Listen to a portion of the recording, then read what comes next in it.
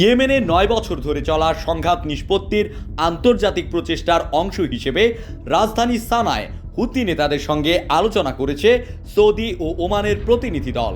হুতিদের সংবাদ সংস্থা সাবার এক প্রতিবেদনে এ তথ্য জানানো হয়েছে। ইয়েমেনের সঙ্গে সৌদির এ আলোচনায় মধ্যস্থতা করছে ওমান। স্থায়ী যুদ্ধবিরতিতে পৌঁছানোর লক্ষ্যে দুই পক্ষের এ আলোচনা রিয়াদ ও সানার মধ্যে সম্পর্ক ইতিবাচক উন্নয়নের ইঙ্গিত দিচ্ছে। সৌদি আরব ও ইরান চীনের মধ্যস্থতায় একটি চুক্তির মাধ্যমে সম্পর্ক পুনঃপ্রতিষ্ঠা করতে সম্মত হওয়ায় রিয়াদ ও সানার আলোচনায়ও গতি পেয়েছে। ইয়েমেন সরকারকে হটিয়ে 2015 সাল থেকে সানার নিয়ন্ত্রণ নেয় হুতি বিদ্রোহীরা। এরপরেই হুতি ও সরকারকে সমর্থনকারী সৌদি নেতৃত্বাধীন জোটের মধ্যে যুদ্ধ শুরু হয়।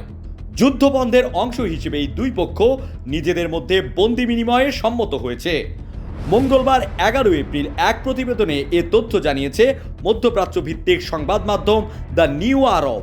ইয়েমেনের এক সরকারি কর্মকর্তা জানিয়েছেন, বৃহস্পতিবার 13 এপ্রিল থেকে বন্দি বিনিময় শুরু হবে এবং এটি টানা 3 দিন চলবে।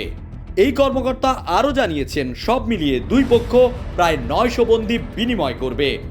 গত শনিবার সৌদি ও ওমানের প্রতিনিধি দল সানায় পৌঁছান।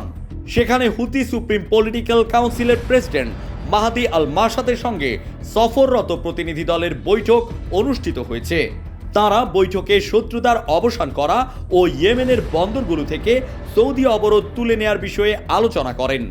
প্রেসিডেন্ট মাহাদি আল মাসাদ বলেন, হুতি আন্দোলনকারীরা সম্মানজনক শান্তি চায়, আর ইয়েমেনিদের চাওয়া মুক্তি ও স্বাধীনতা। হুতি নেতা মোহাম্মদ আল বুকাইতি টুইটারে বলেন, সৌদি ও ওমানি কর্মকর্তারা এ অঞ্চলে ব্যাপক ও স্থায়ী শান্তি অর্জনের উপায় নিয়ে আলোচনা করবেন।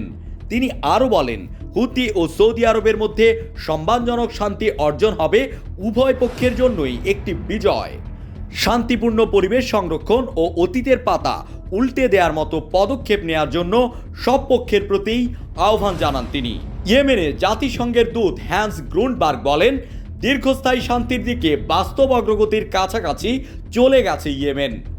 সংঘাত বন্ধ করতে ও স্থিতিশীলতা অর্জনে জাতিসংঘের পৃষ্ঠপোষকতায় অন্তর্ভুক্তিমূলক রাজনৈতিক প্রক্রিয়া শুরু করার একটি বাস্তব সুযোগ এটি।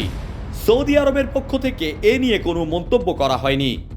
আল জাজিরা বলছে, জাতিসংঘের পক্ষ থেকে দেশটিকে রাজনৈতিক মীমাংসার জন্য সব পক্ষকে একত্র করতে দীর্ঘদিন ধরে চেষ্টা চলছে। সৌদি ও ইয়েমেনের বিভিন্ন শহরে এ বন্দি বিনিময় হবে।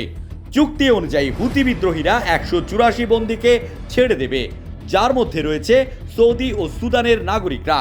অপরদিকে ইয়েমেনের সরকারি বাহিনী 706 জন বন্দীকে মুক্তি দেবে। মাজিদ ফাদায়েল এক টুইটে বলেছেন, বন্দি বিনিময় কার্যক্রম বাস্তবায়নে সব আনুষ্ঠানিকতা সম্পন্ন। এদিকে সৌদি আরব ও ইরান পুনরায় কূটনৈতিক সম্পর্ক স্থাপন করার ঘোষণা দেওয়ার কয়েকদিন পরেই বন্দি বিনিময় চুক্তিটি হয়। এছাড়া গত সপ্তাহে সৌদি আরবের একটি প্রতিনিধি দল ইয়েমেনে যায়।